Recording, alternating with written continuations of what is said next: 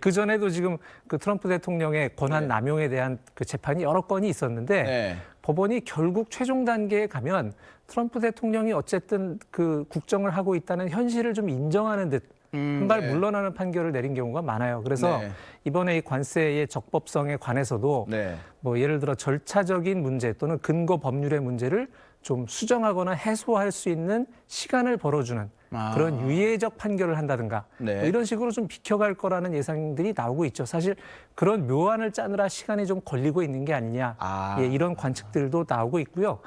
그다음에 관세를 예를 들어 환급해 주라는 판결이 나온다 하더라도 그게 이제 두 가지 문제가 있습니다. 하나는 트럼프 행정부 자체가 그 판결을 따르지 않으려고 온갖 꼼수를 쓸 가능성이 있어요. 그렇겠죠. 실제로 지금 트럼프 대통령이 여러 가지 이를테면 그 불법 입국자 또는 이민자를 강제 추방하는 문제에 있어서도 추방될 사람이 아닌데 추방해놓고 법원이 야, 그 사람 미국으로 다시 데려와야 돼라고 판결을 해도 따르지 않은 사례가 꽤 있거든요.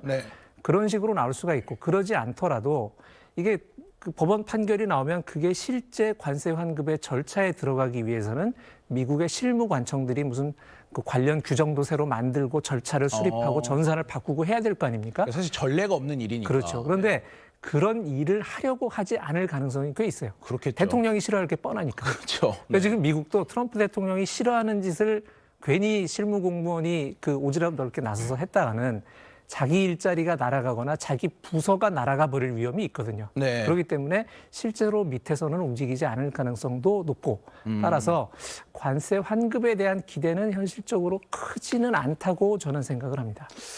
일단 뭐 너무 기대하지 않고 좀 마음을 좀 내려놓고 뉴스는 크게 나올 것으로 지켜는 봐야겠지만 뉴스 헤드라인은 계속 나올 것이다 라는 말씀이었습니다. 자, 트럼프 대통령 그리고 트럼프 행정부 인사들 이런 와중에 이와 관련해서 배수의 진을 치고 있는 듯한 발언을 아니나 다를까 계속 하고 있습니다. 무슨 말들 했는지 저희가 한번 모아봤습니다.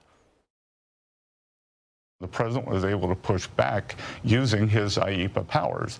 If that's not use of an emergency power, at an emergency time, I don't know what is. The national security of our country is at stake. It's the biggest, I think it's one of the biggest decisions in the history of the Supreme Court. 역시 뭐 계속 국가 위기 사태다 이런 주장을 펼치고 있네요. 자, 이번에 이제 관세에서 조금 넘어가서 역시 미국 얘기입니다만 금리로 좀 넘어가 보겠습니다. 지금 어쨌든 지난해 마지막 연준 회의에서 금리를 내리면서 한 해를 마감했단 말이죠. 근데 이제 올해는 연준 의장을 교체를 하는 일정이 예정이 돼 있습니다. 그렇습니다.